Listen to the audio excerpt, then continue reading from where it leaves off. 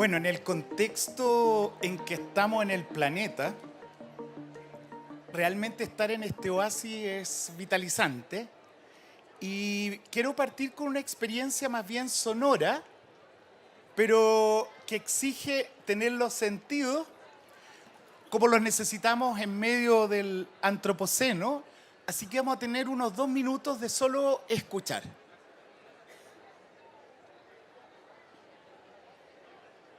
¿No?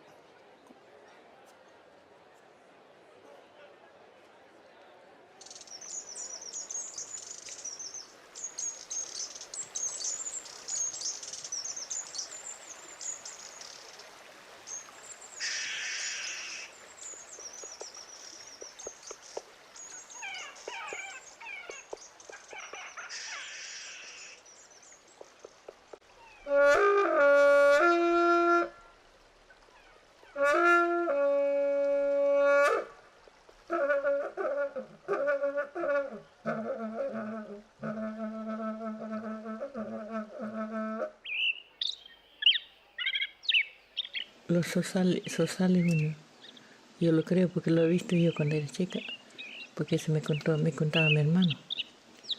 Y me decía siempre que yo no sé así porque me gustaba alguna vez tendido en la cama, me decía que eso es malo. Tener que andar jugando afuera, qué sé yo, andar corriendo, pero no esté tendido ahí. Entonces los zorzales dice que es así, acá sí se llama así. Y van y están poniendo huevos ellos. Entonces la mamá se va y le dice a su hijo mayor, le dice, educa a su hermano. Acá se equipa como estamos en Tuata, que manera Walaiwa, Guayma, Pan Kuluna, que se Guayma, que esta manera Hakuna Yaja, Walaiwa, y que tutana me aculhuacan los patios, Rapaya con Maimutu, y Tualana, y Chimaco chica tu musta como a su guanchica.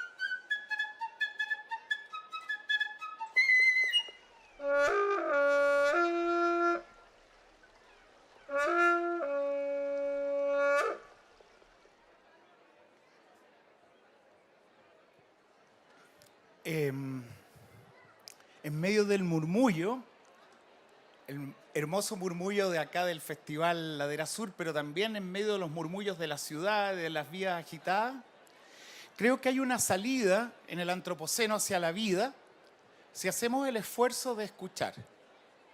Y el escuchar los pájaros, escuchar las distintas expresiones de saberes que quedan subordinados y ocultos en medio de la aceleración y de la hegemonía del poder, del saber y del gobierno. Y en ese sentido, la obertura es una invitación primero a agradecer un lugar donde hasta hace poco era la trutruca, eran los zorzales que siguen los zorzales, las trutrucas siguen las trutrucas, era Lorenzo Ayapán, hombre pájaro mapuche, quien interpretaba.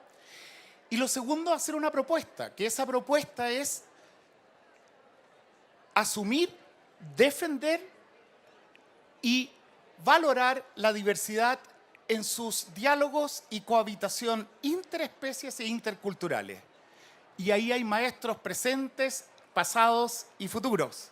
Dentro del pasado está está Humberto Maturana, está Charles Darwin, Juan Ignacio Molina, para todo lo que hemos visto. Dentro del presente seguimos trabajando con la comunidad indígena Yagán y con Lorenzo Ayapán. en la comunidad mapuche.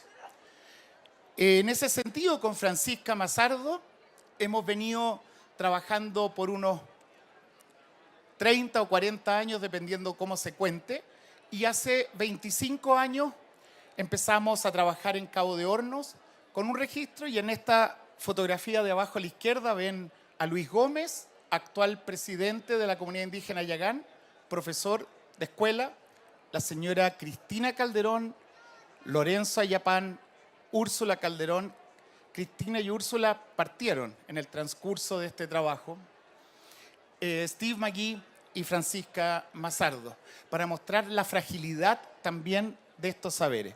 Mucho de lo que está dicho acá, hemos trabajado con el Libro Verde también, con la comunidad, es una múltiple trabajo de pájaros, árboles, y las voces están en Libro Verde en sus registros sonoros y transcripciones. Ahora, ¿cómo hacer estos diálogos interculturales de distintas formas de saberes? Uno de los puentes claves han sido las metáforas. Y una de las metáforas que está en distintas culturas es la metáfora del árbol de la vida. Y voy a partir con el árbol de la vida mapuche en la voz de Lorenzo Ayapán.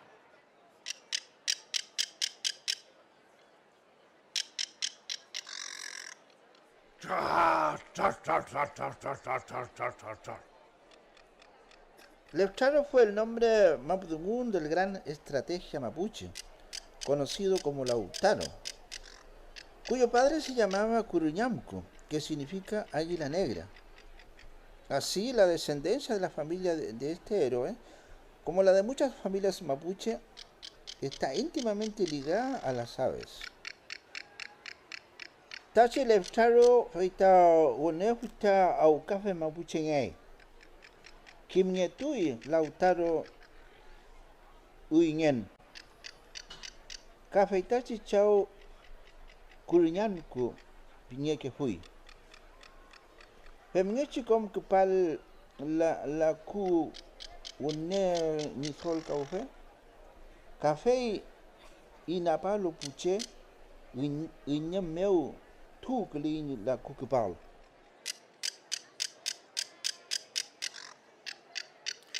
Ahí vemos una historia, una cosmovisión, ¿no es cierto?, que nos liga con un origen de las aves. Leftraro, el traro veloz, es Lautaro, y hay un parentesco entre las aves. Y eso se ve en toda América. Este es un fresco mesoamericano, ¿no es cierto?, donde ven las mazorcas con caras de seres humanos, los hombres de maíz, en el Popol Vuh de la cultura maya, y a la izquierda el árbol genealógico evolutivo que hace Ernst Haeckel, pintor y biólogo alemán, en la ilustración de la teoría darwiniana de un origen común.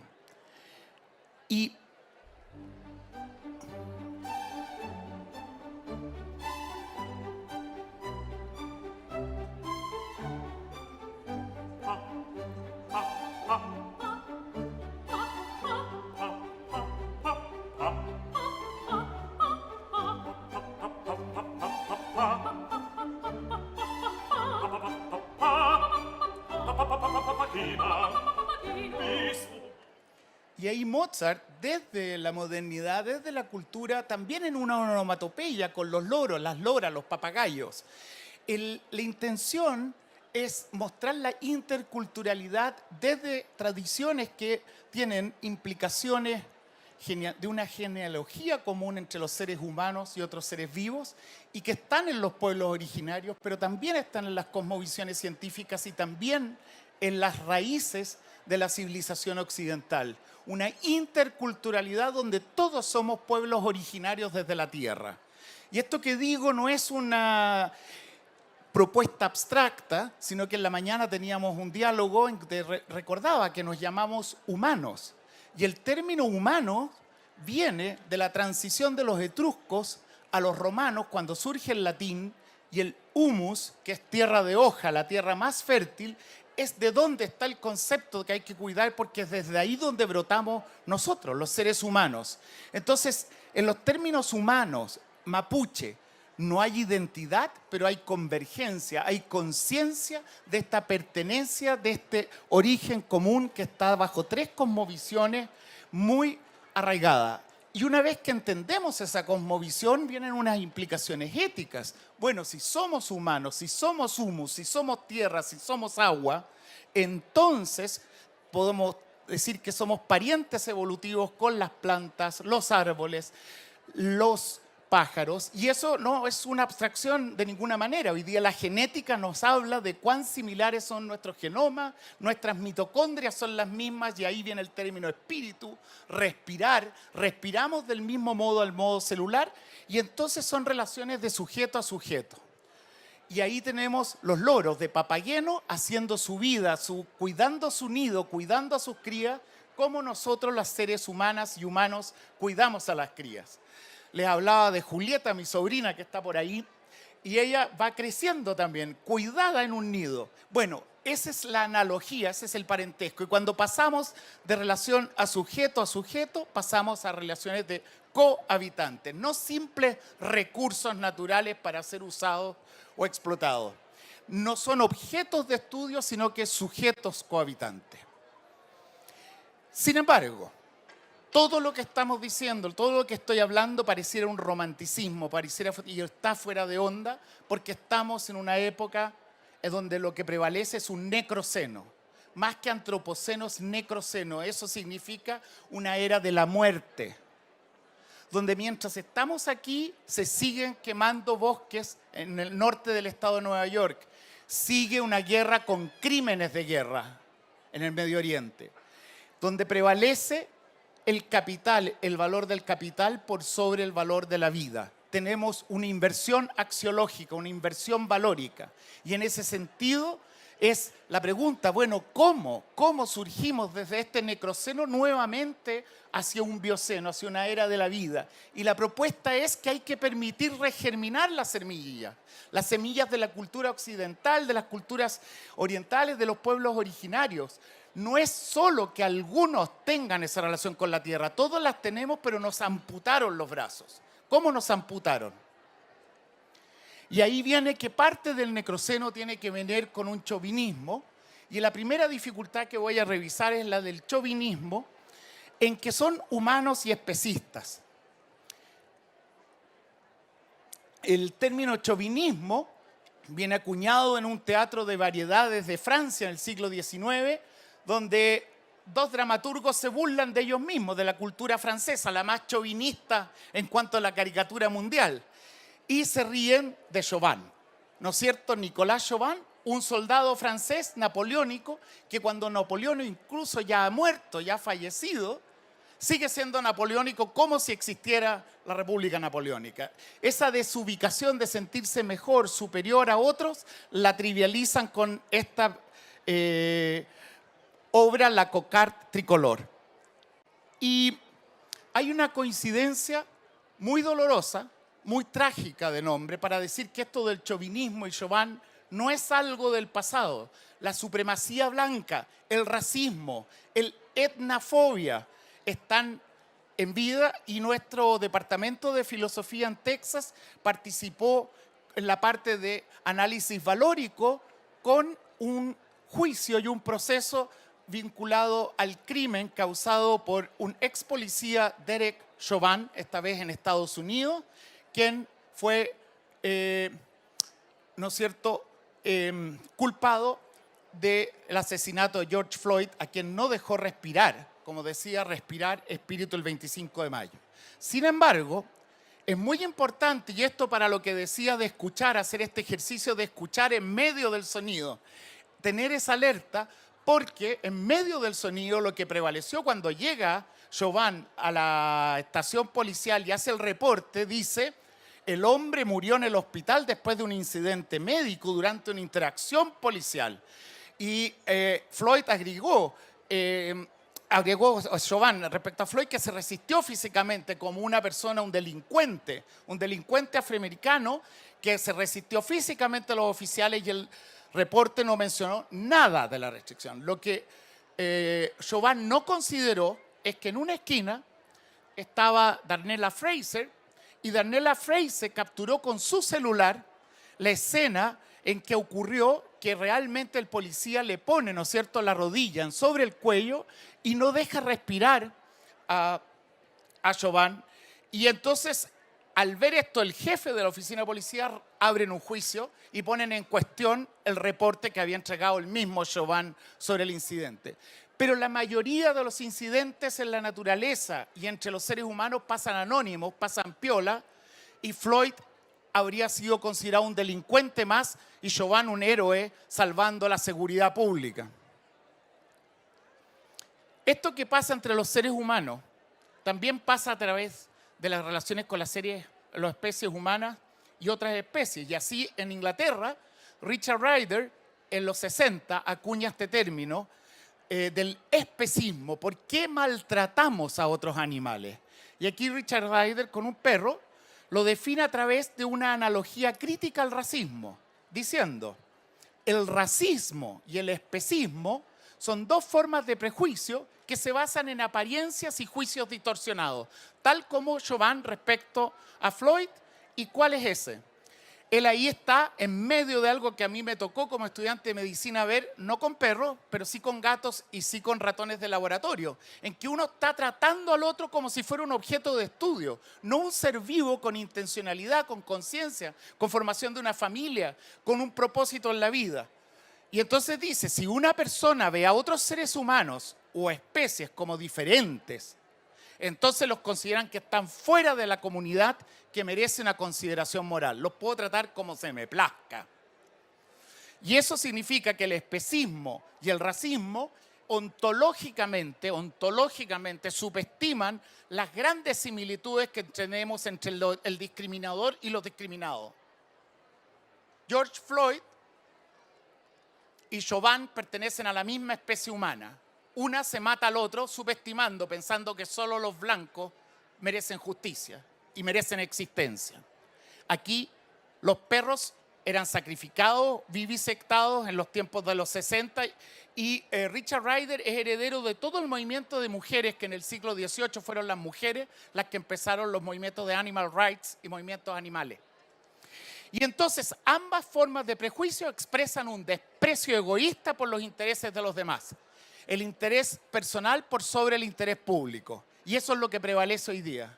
Pero tenemos que reconocer que un señor como Elon Musk, que acompaña a una persona que tiene cargos criminales para presentarse a presidente, ser electo presidente, nos pone en juicio, nos pone en un problema. Puede que le achunte, conversemos con Elon Musk, veámoslo, pero ojo, que aparentemente hubiera un interés propio de no pagar impuestos, de aprovecharse de las condiciones, igual que el electo presidente que se jacta de no pagar impuestos por sobre los intereses públicos. Y eso no funciona, eso no se condice, no es compatible con una democracia. Luego, en Australia, liberación animal. Peter Singer, más conocido, que nos ha visitado varias veces en Chile, y asevera entonces en Animal Liberation que un movimiento de liberación es una demanda por el fin de estos prejuicios y la discriminación basada arbitrarias en la raza, la especie, el sexo, la etnia. Sin embargo, Peter Singer llega a una afirmación respecto hasta dónde llegar en la diversidad de animales y dice, ¿cuán lejos podremos bajar en la escala evolutiva? ¿Comeremos pescado? ¿Comeremos camarones? ¿Comeremos ostras? Y ahí yo critico un chauvinismo vertebrista en que Singer en el 75, él iba cambiando, pero dice las ostras y los moluscos son en general organismos muy primitivos. La mayoría de los moluscos son seres tan rudimentarios que es difícil imaginarlos sintiendo dolor o teniendo estados mentales. De tal manera que con Peter Singer la liberación nos lleva a una liberación que está confinada a los vertebrados, no a toda la diversidad de vida, las plantas, los hongos, las bacterias, los animales en su conjunto. Y entonces, bueno, este chauvinismo humano es criticado por otra persona que es Tom Regan y que dice, bueno, tenemos que ver a todos los que tienen racionalidad, todos los que tienen una intención y hace toda la defensa de los derechos animales sobre la neurología en mamíferos, reconocer que no se pueden hacer diferencias en la conducta, en la anatomía, en la fisiología, y entonces critica cuando no se reconocen estas similitudes de género, etnia, nación o especie biológica. Y eso sí, el chauvinismo humano, dice, se asienta en una negación arbitraria. El punto que quiero insistir es la arbitrariedad de la exclusión y la opresión. Los hechos, la comprensión científica, la comprensión de pueblos originarios y la comprensión de la civilización occidental es que tenemos similitudes y que no podemos hacer esa exclusión de no atribuir características humanas a aquellos animales no humanos que sí las tienen y persistir entonces en la arrogancia. El chauvinismo humano, eso sí, que critica Reagan, lo atribuye principalmente a los mamíferos, como vemos en esta ilustración de Mauricio Álvarez, y nos cae lo que podríamos llamar en un mastozoocentrismo, es decir, la comunidad de los mamíferos. ¿Cómo pasamos entonces a la comunidad de vida? Y ahí Sandra Baquedano, filósofa de la Universidad de Chile, hija de Manuel Baquedano, fundador del Instituto de Ecología Política en Chile, critica el ecocidio, que es la destrucción antropogénica de la naturaleza, un término que surgió en los 60, en la guerra del Vietnam, cuando pasan los aviones dispersando, ¿no es cierto?, pesticidas, herbicidas para defoliar y ver a los camboyanos, a los vietnamitas debajo de los árboles y dejarlos sin alimentación. Ahí Sandra Baquedano y yo concordamos y trabajamos juntos en un proyecto para intentar salir de este sesgo taxonómico vertebrado céntrico, en que ayer teníamos un panel sobre la defensa de los perros, al mismo tiempo que de la defensa de la fauna nativa. No es uno u otro. Y varios de los participantes, por aquí está Diego Peñalosa, que trabaja en CONAF, con un centro de rehabilitación, nos mostraban caminos para conciliar el tener una mascota, un gato, un perro, pero de una manera que no extermine, oprima a la fauna nativa. Y lo peor es la extinción invisible de la mayoría de los seres. El fitoplancton, el zooplancton en el mar y los nemátodos, los nemertinos, las lombrices en los suelos de los bosques mientras se queman. Tenemos conciencia del dolor de un koala, del dolor de los monos, del dolor de los seres humanos, pero poca conciencia tenemos de los más diversos que son los insectos y otros invertebrados. En ese sentido, en Australia surge un matrimonio que son Richard Routley y Val Routley, que luego se separan, y Val Routley es Val Plumwood, que los invito a leerla, es una de las pensadoras más lúcidas del siglo XX, es una ecofeminista que se juega la vida y entre ellos comienzan a difundir este concepto de una ética ambiental. Y ahí entonces entra el ecosistema, entran los sistemas de vida que luego se van imbrincando con lo que hoy día conocemos como la salud planetaria. Sin embargo, yo llego al mundo anglosajón y descubro que aquí hay un grave problema. Es como si hubiera un problema entre la humanidad y la naturaleza, entre la humanidad y la diversidad. Y no hay tal. La mayoría de los seres humanos son preciosos primates. Somos hermosas monas y monos que convivimos de manera budista, de manera taoísta, de manera de variar las papas en Cusco, de cultivar, pero estamos silenciados. Y lo que faltaba en la ética anglosajona era denunciar a los responsables. Menos de 25 empresas dan cuenta de más del 50% de todas las emisiones de gases de efecto invernadero. Solo 25. Es sabido que menos del 1% hoy concentra más del 50% de la riqueza del mundo. Y esa riqueza va con el poder bélico, con el poder del control de los medios, con un señor que pone satélites donde se le ocurre. Y Chile tiene que estar peleando y apelando a la Corte Internacional para poder seguir estudiando astronomía, porque están por sobre la ley y por lo tanto pueden elegir a un presidente que tiene cargos criminales. Estamos en una situación que es difícil, pero debemos hacer la distinción entre aquellas vertientes amorosas, como en el Festival de Ladera Sur, en que celebramos la diversidad biológica y cultural e interrelaciones, y aquellos responsables a quienes habría que sancionar. En ese sentido, acuñé el término ética biocultural para, en el contexto mundial, poner el énfasis en la necesidad de hacer distinciones. Y estas distinciones las vamos haciendo tanto dentro de Occidente como más allá de Occidente. Y digo dentro de Occidente porque estamos en un eurocentrismo que estamos fracturando para poder sobrevivir y con una valoración bien específica operativa que voy a explicar más adelante, que son los hábitos de vida, los cohabitantes y los hábitats compartidos. Entonces, la propuesta desde el sur del mundo, desde Chile, y no hablé del ecoturismo con lupa, lo voy a dejar mencionado, es esta ética biocultural que logra reconectarnos con los seres vegetales que somos, los seres animales que somos, los seres cósmicos que somos. Y para ello vamos a tener un minuto de una síntesis desde donde la estamos desarrollando.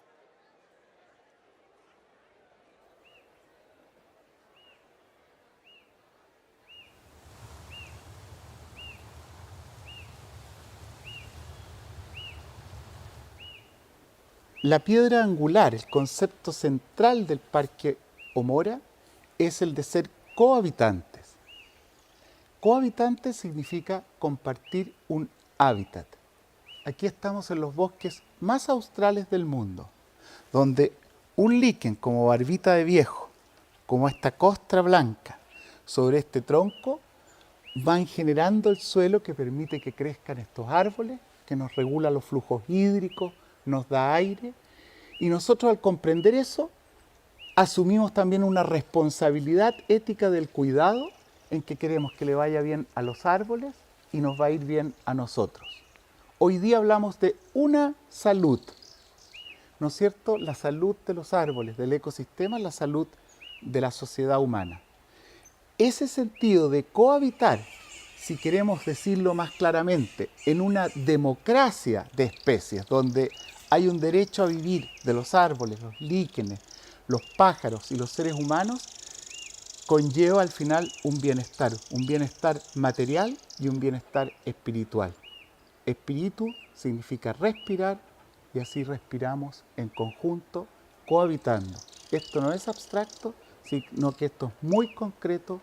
El bienestar del conjunto de los seres vivos va de la mano con el conjunto de los seres humanos.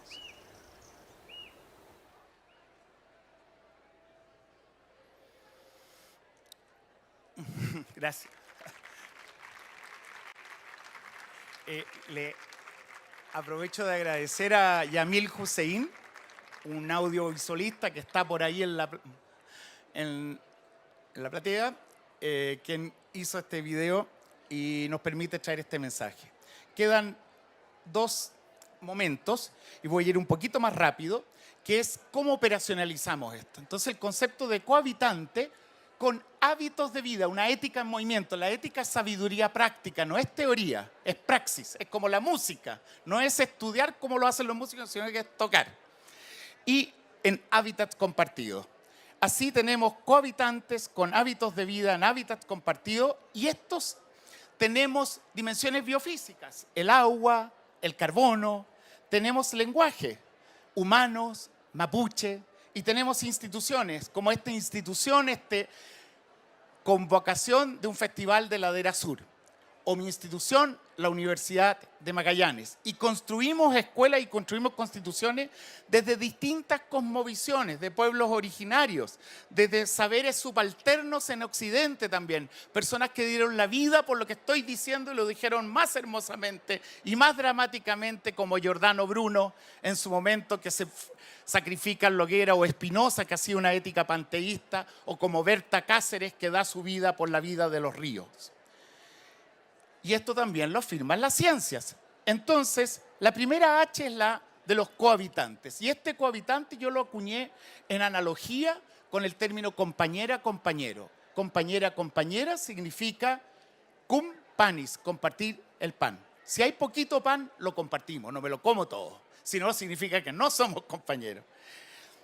Pero lo que ocurre en el mundo no es eso. Ocurre que hay problemas de nutrición y más del 50% de la población o tiene problemas de mala nutrición, de obesidad o desnutrición. O sea, no estamos compartiendo el pan. Y tampoco Este es Cohabitantes, aquí dos personas con quien hemos trabajado, la señora Hermelinda y la señora Graciela, en Cusco, cerca de Cusco, en los cultivos de la papa, donde se está cultivando las papas, se está comiendo coca, mascando coca y conversando como cohabitantes compartiendo este hábitat. La palabra hábitat surgió del griego ethos, que significaba en su forma más arcaica, eso aparece en la Ilíada y la Odisea, un lugar protegido. Un establo en la Ilíada o luego en Píndaro una madriguera. Una madriguera de una zorra, de una loba, de un león y con Píndaro y Hesíodo las moradas humanas, o sea, los nidos que tenemos en las casas. O sea, recuperamos el sentido de la palabra ética, es como una casa, un vecindario, un ladera sur, un oasis, cuidarnos. Ese es el origen primigenio de ética en Occidente que hemos olvidado. Hábitat protegido. Y luego, en Chile, el año pasado, tenemos una celebración a través del nuevo sistema de biodiversidad y áreas protegidas. Instauramos, ¿no es cierto?, el Día de las Áreas Protegidas, podríamos decir el Día de la Ética, que, ¿no es cierto?, tuvo su celebración en múltiples organizaciones, la CONAF, el Ministerio del Medio Ambiente, muchos de los que están y estamos acá, el pasado sábado 9 de noviembre del 2024, en el Día Nacional de las Áreas Protegidas de Chile. Y hoy día, en la mañana, a las 11, ¿no es cierto?, aquí en Ladera Sur, con Eugenio Rengifo, Josefa Gess y Angélica Oyarzún, este libro, ¿por qué parques nacionales? ¿Por qué cuidarnos los cuerpos dentro del organismo, fuera del organismo, los ríos como nacionales, como comunitarios? Y es un libro que se los recomiendo, está en el stand de Ladera Sur y es un espíritu que va brotando desde el sur con fuerza y que va transformando el necroceno en un bioceno. De algo que tiene tanto ancestro como 4.000 años. Hace 4.000 años que Homero decía ethos, hábitat protegido. Y hace 3.000 años, no, 2.500, que Aristóteles tomaba una conjugación de ethos, que es un sustantivo en un verbo, de ethos a etiqué, que es habitar, pero habitar recurrentemente, que es habitar practicando lo mismo. Un buen flautista es un flautista virtuoso. Un buen guitarrista, un guitarrista virtuoso. Un buen guardián de la naturaleza es un guardián virtuoso. La virtud, cultivar la virtud. Epicuro dice, vivamos como jardineras y jardineros, cultivemos las plantas y cultivando las plantas nos cultivamos a nosotros mismos en comunidades de cohabitación. Y hoy desde la ética biocultural del sur proponemos entonces prácticas de cuidado de la naturaleza que significan el cuidado colectivo de comunidades diversas, cultural y biológicamente, como ocurre desde el norte, de Visviri hasta Cabo de Hornos y Diego Ramírez. En esa relación de hábitos de cuidado, el concepto de guardianes de la naturaleza ocupa un lugar central en el nuevo constitucionalismo latinoamericano y en la Declaración de Derechos Bioculturales de los Ríos, como el río Atrato, es la figura legal por la cual se le da voz a los ríos, se le da voz a las algas, se le da voz a los peces. ¿Quiénes? Las doctoras, los médicos, la atención primaria, las ONG, los pueblos afroamericanos, los pueblos originarios, las ONG, y llegan a incluir en la Constitución, en la sentencia T622 del año 2016, la figura de derechos bioculturales de los ríos, que estamos trabajando para el río Biobío ahora, con esta forma de implementación a través de guardianes de la naturaleza, que está en los cursos que promueve el libro ¿Por qué Parques para Chile? Sin embargo, hoy estamos en el llanto, en el dolor que decía Tarsila do Amaral en los años 20 del siglo XX desde Brasil. La antropofagia, Avo Purú, Tarsila do Amaral dice, nos estamos comiendo, fíjense en la jibarización de la cabeza, tenemos la cabeza chiquitita, absorbida por el sistema. no libre de la Matrix y nos aumenta el buche, las patas para comernos los unos a los otros y comernos a la naturaleza. Y los hábitos no son de cuidado de la naturaleza, sino de lo que Tarsila de Amaral denunciaba como antropofagia. Entonces, ¿cómo pasamos de esta antropofagia, que es una enfermedad física, una compulsión hacia el consumismo es la insatisfacción de la plenitud de la vida y la reconexión en la cohabitación en el estilo epicuriano? Y ahí entonces la pregunta es, ¿cómo transitar desde la antropofagia hacia una conservación biocultural, como muestra acá Pedro González de Guatemala en la cosecha del cacao, y como hemos fundamentado en varios libros, y lo que presento viene de este libro, desde la homogenización biocultural hacia la conservación biocultural? Brevemente, 2 actos y con eso voy a terminar con una coda. Los problemas estructurales. Tenemos que reconocer que estamos al final de un periodo que nos marcó. Durante el periodo de la década de los 50, cuando se gana la Segunda Guerra Mundial, los ganadores crean nuevas estructuras. Son instituciones como el Banco Mundial, los bancos multilaterales, la Organización de las Naciones Unidas, y estos generan una agenda que pone el progreso económico al centro. Fíjense, esto es de la ONU. El progreso económico acelerado es imposible sin ajustes dolorosos.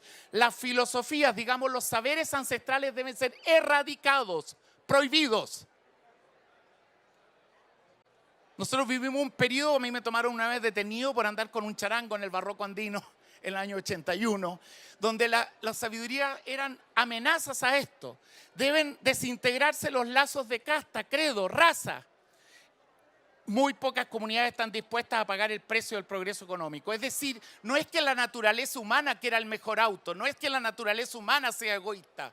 Es una agenda escrita y dicha, y hay propuestas que dicen eso, pero son algunas de las propuestas y las menores. En mi punto de vista, una anomalía que si no la corregimos vamos a un suicidio colectivo. Y al corregirla vamos hacia el florecer de la vida. Arturo Escobar, sociólogo, historiador colombiano, pensador, con La invención del tercer mundo, una lectura que permite documentar este punto. En esto han habido desplazamientos rápidos de las comunidades rurales cuya propiedad de la tierra ha sido acumulada por lo que fue la Revolución Verde, primero en la expectativa de que todo lo iba a hacer la tecnología, y hoy todavía el Banco Mundial subsidia en Kenia y en otros países, en Etiopía, monocultivos que no solo son un monocultivo, sino que se apropian de la tierra y las comunidades son desplazadas. El problema de las migraciones, por lo menos desde África a Europa, tiene mucho que ver con el desplazamiento y la concentración de la propiedad de la tierra, el land grabbing. Y en Latinoamérica, fíjense, la curva superior, la azul, es donde tenemos la mayor acumulación en urbes y donde estamos viviendo unas olas de neoextractivismo que vienen desde distintas fuentes con apropiación y acumulación de la propiedad. Y así los manglares son transformados en monocultivos para los camarones. En Chile hemos sufrido los monocultivos de pino, de eucaliptus, y los habitantes pierden su conexión con los hábitats locales, pero esto es lo más importante. Los hábitats quedan desprotegidos sin sus guardianes ancestrales que los defiendan. En discusiones en las Naciones Unidas, el vocabulario es evitemos externalidades negativas. Ojalá que no hayan comunidades que se opongan a este proyecto minero, a este proyecto de monocultivo. Este concepto de guardianes de la naturaleza es muy consistente con el Festival de Ladera Sur. Y lo otro es perder el lenguaje. El lenguaje que hoy día menos de 7 lenguas son las que acumulan más del 50% de la población: el mandarín, el inglés, el hindú, el español, el indio, perdón, y el arábico y el bengalí. Y peor es lo que tenemos hoy, ¿no es cierto? Una pérdida de los encuentros directos cara a cara con las tencas. Ayer estaba Álvaro Jaramillo en este escenario y hablaba de cómo encontrarse con las aves, con las plantas, cara a cara. No es la representación de un icono del teléfono. En el icono del teléfono es un objeto controlado, que además el objeto viene de los satélites, de todas las estructuras de poder que deciden qué vemos y qué no vemos. Entonces tenemos que recuperar estos encuentros cara a cara para tener una ética en la educación, corregir esta pérdida de conceptos y prácticas filosóficas, como si la ética fuera una cuestión puramente de emociones. Y eso se llamó el emotivismo, para dejarnos sin vocabulario, sin un lenguaje político, como creyendo que es una cuestión de lo que me guste, lo que sienta. Eso es la ética, lo que sienta, pero eso se cultiva y se discute y se cultiva políticamente. Y cuando se incluye las éticas como si Kant, Aristóteles fueran los únicos. Yo los he traído para también poner la balanza en el diálogo con los pueblos originarios, encontrar puntos de convergencia, pero no puede ser eurocéntrica y universalista. Por eso entonces los 3 puntos que hemos hecho son: 1, superar el emotivismo y ver las dimensiones epistemológicas, ontológicas, políticas. 2, reconectar la ética con la diversidad biológica y cultural. Hay etos, muchos de los cuales aprender, muchos de los cuales de cultivar acá en Chile y más allá. Y finalmente, que estos etos contribuyen al bienestar. Es una educación para el crecer, cultivarnos, no para el negocio de la educación. Y eso que suena como de sentido común, sabemos que no siempre se cobra por hacer educación. Y lo mismo en todos los sistemas, una virtud. Y aquí entonces el problema específico, y con esto es la última parte: ¿qué estamos haciendo desde el sur en la teoría y aplicación de una ética biocultural desde el Cabo de Hornos? Y ahí entonces con un centro en Puerto Williams dedicado a la investigación, a la conservación, al turismo lento, a la investigación transdisciplinaria con el gobierno regional, con ONGs, con ayudas desde Chile, desde todo el territorio y desde el mundo. Hemos inaugurado el Centro Subantártico Cabo de Hornos en una transdisciplinaridad de este Centro Internacional Cabo de Hornos, con muchas personas, muchas instituciones, y les voy a mostrar un par de cosas. Cuando partimos el año 2000 le dijimos a Ricardo Lagos Escobar, cuando nos visitó en marzo: la cumbre austral de América es distinta que la del norte. Fíjese que Sudamérica termina en una puntita y es la más fría del continente sudamericano. Es como la cumbre de las montañas, donde la superficie es mucho más chiquitita que las bases de las montañas, como tenemos acá. Y en las cumbres están los que solo viven en temperaturas bajas y tienen una superficie chiquitita, entonces están más vulnerables. Si la temperatura sube, los que viven en el Cabo de Hornos por el calentamiento global se van a caer al Paso Drake y se extinguen, o los que están en las cumbres de las montañas se van a ir al cielo y se extinguen. Sin embargo, aquí podría ocurrir también el reverdecimiento de las Antárticas.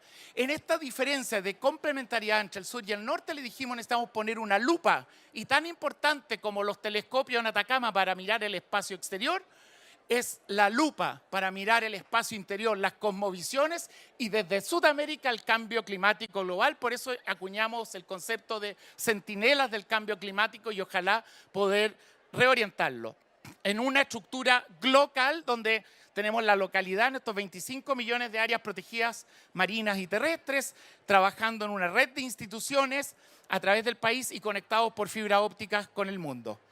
En lo institucional, muy brevemente, el concepto de área protegida. ¿Por qué parques nacionales? 3 conceptos importantes. 1, la descentralización, estar en los territorios, tener la ciencia allá, en el Cabo de Hornos, en esa cumbre austral, que luego hacemos el asímil con Torres García, que había hecho la América invertida en los años 30, ¿no es cierto?, para mostrar que el norte está en el sur. El futuro está en el sur, y eso lo tomó la Universidad de Magallanes como su logo. Luego el concepto de laboratorio natural, que nosotros asumimos como estructura el año 2000. José Miguel Aguilera nos visitó en el 2010, lo amplificó a través del CONICIT, y nosotros a su vez lo habíamos aprendido en Galápagos, donde fue acuñado el concepto de laboratorio natural en los años 30.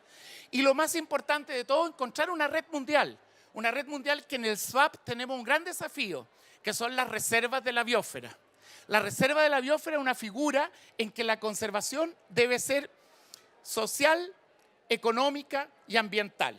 Y ahí estamos trabajando con ese modelo, con elementos biofísicos, donde estamos viendo lo que son las migraciones, con Torres Motus, las aves, y las aves sujetas al problema del cambio climático, donde nos llegaron mosquitos que transmiten la malaria aviar y los virus que nos han traído la influenza aviar. El tener un centinela para prevenir mejor que curar. La integridad de los hábitats hace las aves más resistentes a estas epidemias y ojalá evite su morbilidad o la mitigue. Y finalmente, y con esto termino,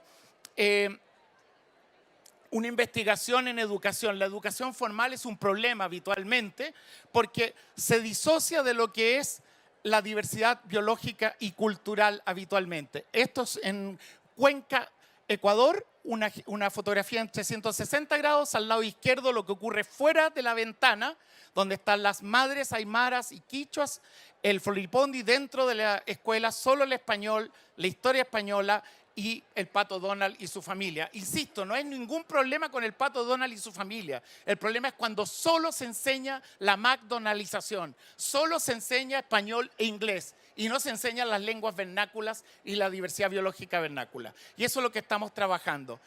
El ecoturismo con lupa es una forma, esto va a ser otra presentación, pero pensaba que las bases de esto era lo que quería entregar. Tenía un video final, pero me dicen que estamos terminando y voy a terminar entonces con una coda, que es solamente un minuto de esto, pero lo voy a dejar en el video de Ladera Sur, o son 3 minutos. ¿Qué hacemos? ¿Lo dejamos o...? Ya.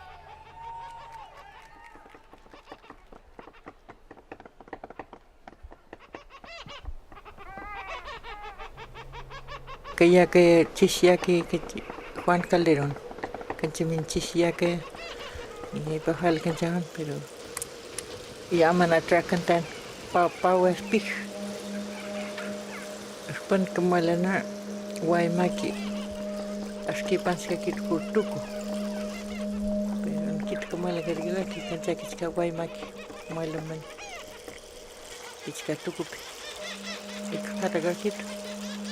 Pan kit como que está acá a Maincon, huele Guayman.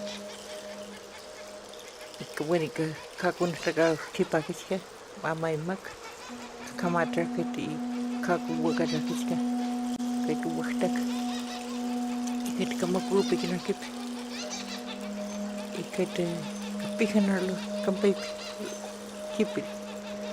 Ya kantai matukopi asun nikiait kantai amai kichka chikata lamana kipa lampia ya kantai kakuliait asun kaita.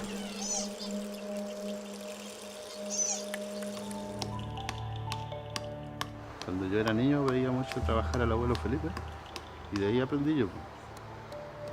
Y esto es bastante complicado, o sea, hay que tener algún tipo de conocimiento para la selección del árbol y todo este corte.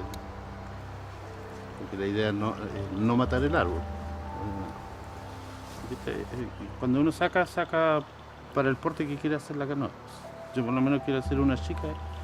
Esta yo la divido en 3 partes y hago las 2 tapas laterales y dejaría el centro para la parte de abajo, que la plantilla le llamamos nosotros.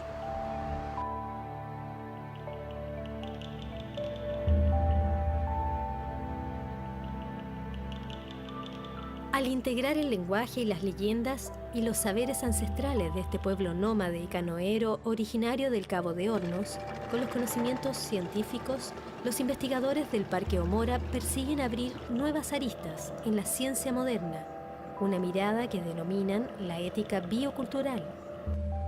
El coihue sirve para hacer la canoa con su corteza, pero el coihue es el que le permite al pájaro carpintero hacer su nido, alimentarse y cultivar su familia. Y el concepto que nos liga a todos es el de cohabitante. Cohabita el pájaro carpintero con el coihue de Magallanes. Cohabitamos los humanos, los árboles, los pájaros. Al considerarnos cohabitantes, tomamos conciencia de compartir un hábitat u hogar.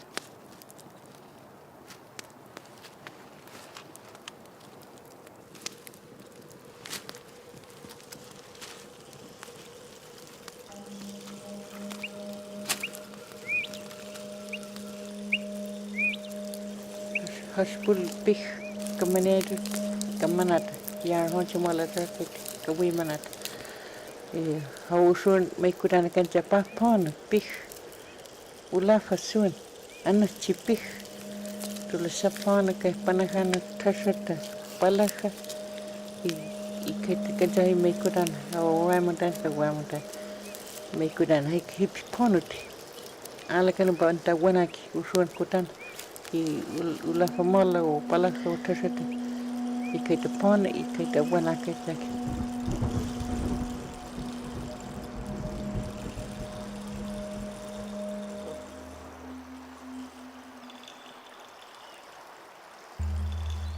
No es pensable que Julia González pueda hacer su cesto si es que no existen los humedales.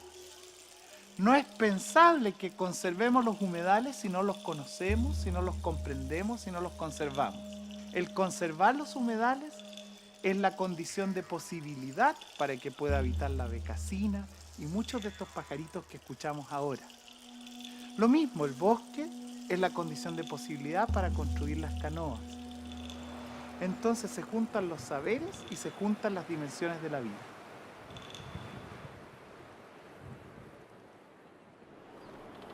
Los científicos y filósofos de Omora están empeñados en realizar una verdadera misión, la cual han llamado la Odisea Biocultural.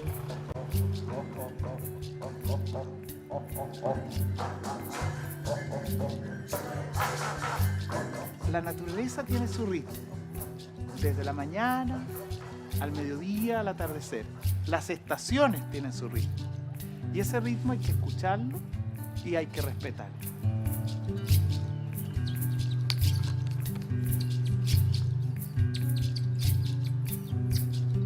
Lo que queremos es sincronizar los ritmos de la cultura con los ritmos de la naturaleza.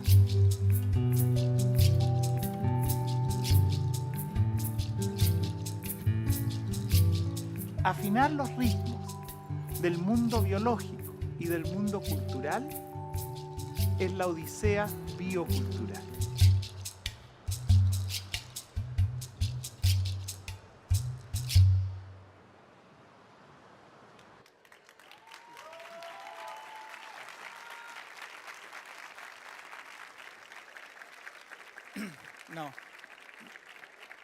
No, muchas gracias. Y solamente una coda y una invitación. La coda la voy a saltar rápido. En esto del cambio climático hay impulsores directos como las emisiones de gases de efecto invernadero, la degradación del hábitat, pero hay impulsores indirectos que son los valores. Y en eso estamos trabajando. Y acabamos de concluir con las Naciones Unidas en el panel de biodiversidad y ecosistema, en el IPBES, Intergovernment Panel for Biodiversity and Ecosystem Services, una evaluación de los valores, y fíjense que pudimos proponer el valor de los cohabitantes, en ese caso los peces como cohabitantes, y surgen al menos 4 avenidas que están con fuerza fracturando este antropoceno, este necroceno. La economía verde con soluciones basadas en la naturaleza. El descrecimiento, no necesitamos consumir tanto para ser felices. La protección de la naturaleza, las áreas protegidas y el cuidado de la tierra y la conservación biocultural, concibiendo el inicio de ética como hábitat protegido y el hábito de cohabitar. En resumen, lo que estamos haciendo desde el norte, sí, desde el sur, es proponer. La ética ya no es un cómo vivir bien, sino cómo cohabitamos bien, cómo vivimos nuestras vidas compartidas. Y en esta resignificación de la ética es que los invitamos para mayo del 2025 a un encuentro biocultural en Puerto Williams, del 5 al 12 y luego del 12 al 14, donde estaremos trabajando textos y prácticas que esperamos compartir. Muchas gracias por este oasis del Festival de Ladera Sur.